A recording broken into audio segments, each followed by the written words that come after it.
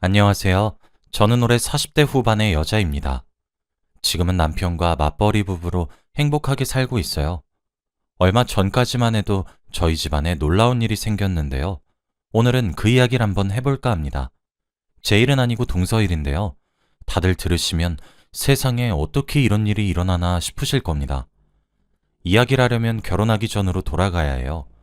결혼하기 전에 저는 결혼 허락을 받기 위해 남편네 집으로 향했습니다. 남편은 남동생이 있었고 남편보다 더 일찍 결혼해서 올케도 있었죠. 그리고 아버지는 일찍 돌아가셔서 어머니와 함께 살았습니다. 남동생네 부부는 분가를 따로 하지 않았고 남동생네 아내가 그 집에서 들어와 살게 되었죠. 시댁살이를 하고 있는 거였습니다. 어린 나이에 결혼을 해서 돈을 조금 더 벌고 분가하겠다고 했죠. 저는 처음으로 인사를 드리러 가는 자리였기에 엄청나게 떨었어요. 혹시라도 저를 좋게 안 봐주시면 어떡하나 싶었습니다. 그런데 정말 다행스럽게도 저를 너무 좋아해 주시더라고요. 그리고 시어머니도 정말 좋은 분 같았습니다. 시댁살이를 하고 있는 남동생네 아내분을 정말 친딸처럼 여기시더라고요. 그 모습을 보고 제가 이 집에 시집을 와도 된다고 결심했던 것 같아요. 이야기도 너무 잘 통하고 공감대도 잘 맞다 보니 결국 식사 자리가 술자리까지 이어지게 되었어요. 저는 어머니의 말을 들어주면서 다 같이 술을 한두 잔 먹다 보니 속에 있는 이야기도 하게 되더군요. 어머니는 취하셔서 제가 모르는 집안 이야기를 해주셨습니다. 식탁에 모든 가족들이 다 앉아 있었어요. 물론 동서도 있었고요. 그런데 취하신 어머니가 며느리 직업을 모르는 시어미가 나 말고 또 있을까? 하셨습니다. 저는 그게 무슨 말인가 싶어 계속 듣고 있었어요. 동서는 눈치를 살피고 있었죠. 도련님은 어머니 보고 그만하라고 말렸지만 어머니는 더 큰 소리로 말씀하셨습니다. 어머니의 말을 들어보니 결혼 전부터 동서가 도통 무슨 일을 하는지 말을 안 해준다고 해요. 도련님만 동서의 직업을 알고 있다고 합니다. 항상 아침 일찍 출근해서 저녁 늦게 들어온대요. 그래서 의심도 해보고 화도 내보면서 직업을 알려달라고 했는데 그럴 때마다 도련님이 어머니를 말렸다고 합니다. 그래서 지금 결혼한 지 1년이 넘었는데도 아직도 며느리의 직업을 알지 못한대요. 전 솔직히 많이 당황하기도 했고 어떤 대답을 해야 할지 모르겠더라고요. 어떤 것 때문에 말을 하지 못하는지 궁금하긴 했습니다. 어머니가 많이 속상하신 것 같기도 했고 저는 왜 말을 안 해주는지 이해가 안 됐죠. 하지만 저는 처음 인사드리러 간 거였고 그때는 동서와 친하지 않았기에 말을 할 수 없었습니다. 어머니가 그 말을 하시고 나서 집안에 정적이 흘렀고 다들 아무 말도 안 했죠. 어머니도 분위기를 감지하시고는 다른 이야기를 하셨습니다. 바로 동서의 좋은 점에 대해서 말하기 시작하셨어요. 처음에는 동서가 혼자서 자라와서 결혼을 반대하셨다고 합니다. 어릴 때부터 보육원에서 자랐고 혼자 열심히 아르바이트를 해서 돈을 벌고 대학을 들어갔대요. 그런데 어머니는 혼자서 자란 애랑 결혼 못 시킨다고 반대했지만 도련님이 끝까지 고집을 꺾지 않았다고 합니다. 동서 아니면 어느 누구와도 결혼하지 않겠다고 하면서 말이죠. 한 번도 고집을 피운 적이 없었던 도련님이었기에 어머니는 당황했고 결국 결혼을 허락해 주었다고 합니다. 결혼하고 나서 어머니는 동서가 마음에 들지 않았지만 그래도 점차 좋아졌대요. 동서가 워낙 착하기도 하고 도련님한테도 내조를 너무 잘하니 어머니가 좋아하셨죠. 그리고 무엇보다 동서가 촉이 굉장히 좋았습니다. 항상 어머니와 도련님이 뭘 고민하고 있으면 옆에서 동서가 답을 건네주었대요. 처음엔 반신반의하면서 동서의 말을 들었는데 항상 결과가 좋았다고 합니다. 들어보니 도련님이 주식을 시작하셨는데 동서가 투자하라 말아를 결정한대요. 그리고 어머니가 지금 살고 있는 집으로 이사 왔을 때 동서가 이 동네로 오라고 했고 지금 가격이 처음 샀을 때보다 3배나 올랐다고 합니다. 그리고 무엇보다 도련님이 식당을 하시는데 동서가 거의 사장이나 다름없다고 해요. 이렇게 촉이 좋아서 어머니는 금세 동서가 좋아지셨고 우리 집안에 복덩이가 왔다며 좋아하십니다. 그래서 지금은 사이가 너무 좋다고 했고 예전에 결혼을 반대한 게 후회된다고 할 정도였죠. 촉이 좋단 말을 들으니 동서와 친해지고 싶었고 저도 얼른 이 집의 가족이 되고 싶었습니다. 그리고 저희의 결혼은 속전속결로 진행됐어요. 저희 부모님도 남편을 너무 좋아했고 시댁분들도 저와 너무 잘 맞다 보니 결혼도 금방 할 수 있었습니다. 저와 남편은 분가를 했고 결혼 후 정말 행복한 날들을 보내고 있었어요. 둘 다 맞벌이를 해서 아침과 저녁에만 볼 수 있었지만 그래도 다른 신혼부부들처럼 행복했어요. 결혼하고 한 달쯤 정도 되었는데 남편이 집에 돌아올 시간에 집에 오지 않는 겁니다. 저녁을 차리고 기다리고 있었는데도 오지 않아서 전화를 했어요. 운전 중일까봐 계속 전화를 하지 못했는데 몇 시간이 지나도 연락이 없어서 전화를 했습니다. 그런데 남편이 전화를 받았는데 옆에서 싸우는 소리가 나더라고요. 왜 이렇게 소란스러운가 했더니 남편이 지금 시댁이라고 했습니다. 저한테 말도 하지 않고 가서 뭐 하나 싶었더니 싸움을 말리고 있대요. 그러면서 저한테 지금 시댁으로 좀 와달라고 했습니다.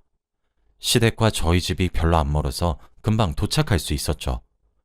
그런데 현관문을 열기 전부터 문 밖으로 싸우는 소리가 엄청났어요. 싸우고 있는 사람은 도련님과 시어머니였죠. 원래 이렇게 언성을 높이면서 두 분이 싸우진 않는데 무슨 일인가 싶었습니다. 동서는 옆에서 죄 지은 사람처럼 기가 잔뜩 죽어 있었죠. 저는 무슨 일이냐고 물어보니 남편이 말을 해주었습니다. 그런데 조금 충격적이었어요. 바로 시어머니가 동서의 직업을 알게 되었습니다. 그런데 동서는 바로 무당이었어요. 시어머니는 결국 뒷조사를 해서 알아내셨고 무당인 것을 숨기고 결혼했다는 것에 화가 나서 싸우고 있는 거였습니다. 도련님도 동서가 무당인 것을 알고 있었고 어머니가 알게 되시면 당연히 결혼을 반대할 것을 알았기에 꼭꼭 숨기고 계셨던 거예요. 그런데 결국 어머니가 혼자서 알아내셨고 집안은 발칵 뒤집어졌죠. 동서가 그동안 촉이 좋았던 이유가 바로 무당이었기 때문입니다. 저는 원래 무당을 전혀 믿지 않아서 동서가 그런 일을 한다는 게 너무 신기했어요. 그리고 집안에 무당이 있다는 게 흔한 일이 아니니까 놀라웠습니다. 어머니는 뒷목을 잡고 쓰러지기 직전이었고 남편과 제가 싸움을 말리느라 너무 힘들었어요. 어머니는 어떻게 무당을 집에 들이냐며 하루 종일 한숨만 쉬셨고 가뜩이나 동서가 시댁살이라니 시어머니를 매일 마주쳐야 했죠. 시어머니는 당장 이혼하라고 며느리로 여기지 않을 거라고 악담을 내뱉었지만 도련님은 꿈쩍도 하지 않았습니다. 결국 한 집에서 동서와 어머니가 같이 사니 집안 분위기는 안 좋을 수밖에 없었죠. 그런데 동서가 계속 시어머니한테 핀잔을 듣고 욕을 먹으니까 보기 안쓰러운 겁니다. 동서가 워낙 착하고 싹싹해서 항상 잘했는데 한순간에 이런 취급을 받으니까 같은 며느리로서 많이 도와주고 싶었어요. 그래서 한동안 저희 집에서 잠깐 살라고 했습니다. 어머니도 혼자 있을 시간이 필요한 것 같아서 동서네 부부를 한동안 저희 집에 모셨죠. 남편도 동의를 했고 저희는 손님방에서 동서네 부부를 지내게 했습니다. 결혼하고 나서 한 번도 동서와 깊은 이야기를 나눈 적이 없었는데 그때 처음으로 동서의 이야기를 듣게 되었어요. 주말이라 남편과 도련님은 잠깐 외출을 했었고 집에는 저와 동서밖에 없었죠. 동서와 같이 차 한잔을 하다가 동서가 말을 해주었습니다. 자신의 어린 시절에 대해서 말을 해주었어요.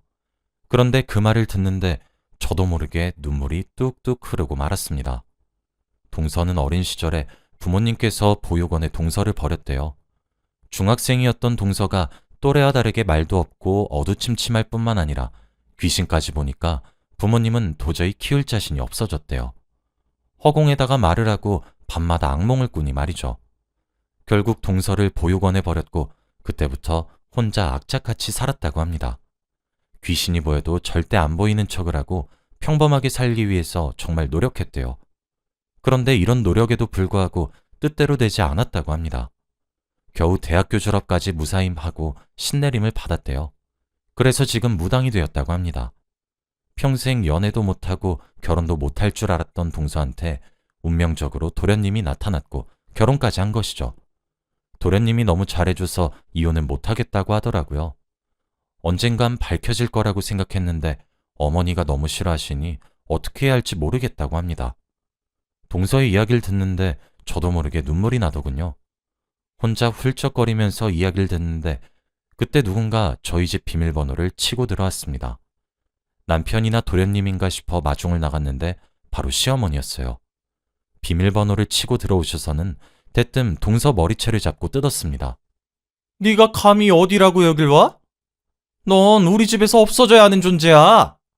이 말하면서 난리를 피우셨고 저는 겨우 동서의 머리채를 잡고 있는 어머니의 손을 뗄 수 있었죠. 그런데 어머니는 손을 놓자마자 갑자기 동서의 뺨을 때리셨습니다. 네가 지금 우리 집 사람들 다 세뇌시키고 있는 거지? 이래서 근본도 모르는 애랑은 결혼시키면 안 되는 거였는데. 우리 아들 피 빨아먹지 말고 당장 꺼져! 이 말을 했고 동서는 눈물을 흘렀습니다. 정말 마음이 아팠어요. 어머니는 그 말을 한 뒤 집으로 가셨습니다. 동서가 이런 취급을 받으면서까지 이 결혼 생활을 지속해야 하나 싶었어요. 아니면 얼른 분가를 해서 어머니와 만나지 않는 것이 좋을 수도 있겠다 싶었죠. 그런데 동서는 어머니가 가시고 몇 분 뒤에 저에게 울면서 말했습니다. 저 시댁 들어갈게요. 동서는 오히려 이럴수록 더 어머니 옆에 있어야 한다며 노력으로 보여주겠다고 했습니다. 무당이라고 해도 다른 며느리들과 다르지 않고 잘 지낼 수 있다는 것을 어머니한테 보여주겠다고 했죠. 호랑이 소굴을 제 발로 들어가는 것 같아서 많이 걱정이 되긴 했지만 동서는 걱정하지 말라며 어머니와 잘 정리하겠다고 했어요. 도련님도 동서가 걱정이 되어 시댁에 함께 들어갔죠. 저와 남편은 하루 종일 도련님네 부부 걱정을 했습니다. 집을 나갔다가 다시 들어오니 역시나 어머니가 화를 불같이 내셨대요. 여기가 어디라고 오냐며 당장 꺼지라고 하면서 말이죠. 그런데 동서는 아랑곳하지 않고 어머니한테 애교도 부리고 식사도 차리면서 며느리 노릇을 했다고 합니다. 처음에는 밥상도 뒤집고 때리고 막말도 하면서 당장 이혼하라고 으름장을 놓았대요. 그런데 이렇게 말을 해도 동서와 도련님이 듣지 않으니 시어머니는 더 세게 나오신다고 합니다. 뭐라고 하나 잘못하면 지금 몸에 귀신 들어왔냐고 말을 하는 것으로 모자라 괴물이라고 하셨습니다. 그래도 동서한테 삿대질하면서 괴물이다 짐덩이다 이런 막말을 하니까 동서도 정신적으로 스트레스를 많이 받은 듯 보이더라고요. 그 말을 도련님한테서 듣는데 저와 남편이 정말 걱정했습니다. 어머니가 이렇게 내쳐도 동서는 계속 어머니를 붙잡았죠. 그리고 어머니는 자식 낳을 생각을 하지 말라고 했습니다. 자식까지 귀신 보면 어떡하냐고 말이죠. 그 말을 듣는데 제가 다 마음이 아팠습니다. 동서가 얼마나 임신을 기다리고 있는지 알고 있었거든요. 과연 이 상황이 언제 끝날까 싶었고 저와 남편은 하루 종일 눈치를 봤습니다. 그리고 얼마 지나지 않아 저희 집에 충격적인 일이 일어나고 말았어요. 동서가 다시 시댁으로 들어가고 한 달 정도 지난 뒤에 생긴 일입니다. 동서가 교통사고를 당하고 말았어요. 저녁에 집으로 돌아가는 길에 횡단보도를 건너다가 CCTV가 없는 곳에서 교통사고를 당했고 사람들이 워낙 다니지 않는 곳이라 30분 정도 방치됐다가 겨우 한 명이 지나가서 신고를 했다고 해요. 그래서 바로 응급수술에 들어갔습니다. 저와 남편은 그 말을 듣고 바로 병원으로 달려갔어요. 수술방 앞에서 도련님은 울고 계셨고 생사를 오가는 상황이라 저희도 많이 긴장했습니다. 수술은 몇 시간이나 진행되었고 해가 뜰 때쯤 의사 선생님이 나오시더라고요. 다행히 생명엔 지장이 없지만 사고가 너무 심하게 나서 며칠은 눈을 뜨지 못할 거라고 했습니다. 의사 선생님도 언제 깨어날지 모른다고 했고 저희는 너무 절망적이었죠. 의사의 말이 끝나고 도련님은 다리에 힘이 풀렸는지 주저앉아서 오열을 하셨고 저희는 위로를 하고 있었습니다. 그런데 그때 남자 몇 명이 저희에게 오더라고요. 그러면서 갑자기 형사라고 하면서 경찰서에 좀 가자고 했습니다. 저희는 영문도 모른 채 따라갔고 충격적인 소식을 들었죠. 바로 동서가 뺑소니를 당했다고 했습니다. 운전자는 동서를 치고 달아났고 새벽 내내 경찰들이 찾다가 겨우 잡았다고 했죠. 그 사람의 얼굴을 처음 봤는데 전혀 반성하는 듯한 모습이 아니었습니다. 어린 남자였는데 술 먹고 음주운전을 한 것 같았죠. 도련님은 금방이라도 그 사람을 한 대 칠 기세였습니다. 그때 어머니가 오셨고 상황 파악을 하셨죠. 그리고 가해자가 합의를 요구했습니다. 정말 딱 봐도 큰 액수였지만 저흰 받지 않기로 했어요. 어린애가 술 먹고 운전을 해서 사람이 생사를 오가는 상황인데 돈을 쥐어주면 끝인가요? 그 가해자는 사과 한마디 하지 않았어요. 계속 삐딱한 자세로 앉아 있었죠. 저희가 합의를 하지 않겠다고 하니 화낸 건 바로 시어머니였습니다. 동서가 지금 눈도 못 뜬 상황인 걸 뻔히 아시면서 합의금 받자고 했죠. 그 말을 듣고 저희 가족들은 할 말을 잃었습니다. 그날 시어머니한테 정이 탈탈 털렸죠. 도련님도 엄청 화가 나신 것 같았어요. 도련님은 화를 내면서 절대 합의 안 해준다고 했고 당장 감옥에 쳐넣어달라고 했죠.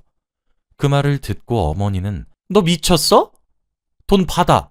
저 돈이면 몇 달을 일해야 겨우 번다고. 그리고 네 와이프가 그렇게 중요하냐? 그냥 죽게 냅둬. 새로운 여자 만나라고. 라고 했습니다.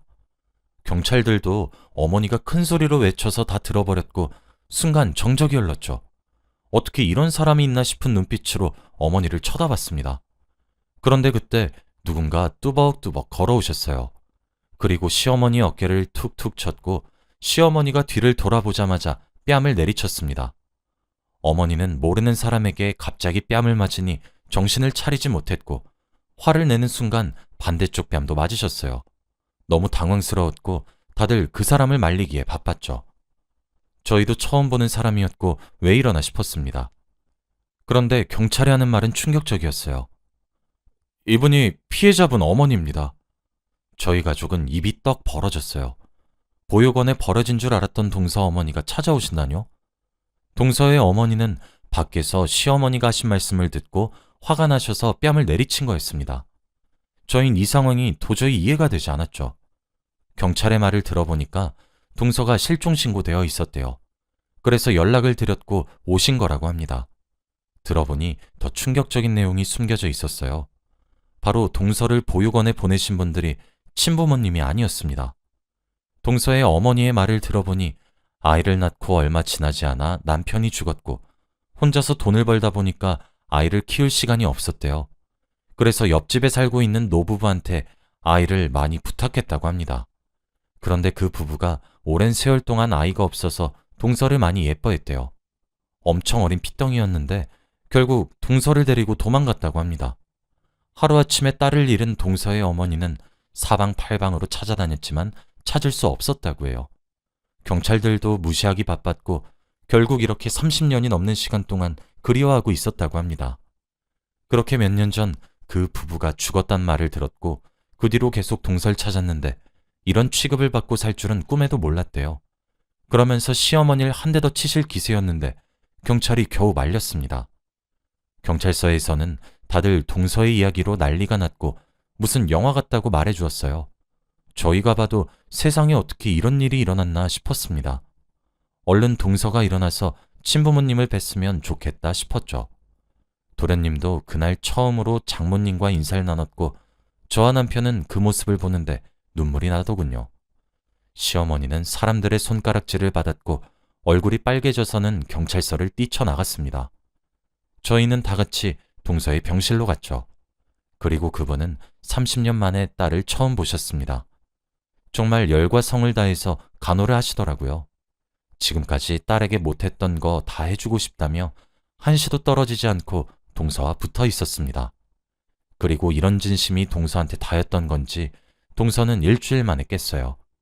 교통사고 후유증 때문에 말도 제대로 못하고 움직이기도 힘들었지만 저희는 깨어난 것으로 너무 감사했어요. 동서는 소리는 들을 수 있었기 때문에 자신 옆에 있는 여자가 누군지도 저희가 말해주었죠. 동서는 소리 없이 눈물을 뚝뚝 흘렸고 잡고 있는 손에 힘을 주었습니다. 정말 감동적인 순간이었고 저는 남들 몰래 눈물을 훔쳤어요. 시어머니는 한 번도 병문 안으로 오시지 않으셨고 그동안 동서는 많이 회복했습니다. 그리고 친어머니와 오붓한 시간도 많이 보냈죠. 그리고 몇 년 전 일이라 동서는 아주 건강합니다. 그리고 30년 만에 만난 친어머니와 돈독한 사이인 것 같더라고요. 그리고 시어머니와 동서는 인연을 끊었어요. 둘이 만나지 않는 게 최고의 선택인 것 같았고 저희는 동의를 했죠. 동서가 이제 조금 행복해하는 게 눈에 보여서 제가 다 기분이 좋아요. 도련님도 동서를 잘 챙겨줘서 다행이라고 생각합니다. 앞으로 동서한테 좋은 일만 있었으면 좋겠어요. 지금 생각해보면 저희 집안에 이런 일이 어떻게 생겼나 싶습니다. 저희 집안보다 더 놀라운 일을 겪으신 분이 계신가요? 저희 이야기는 여기까지입니다. 들어주셔서 감사합니다.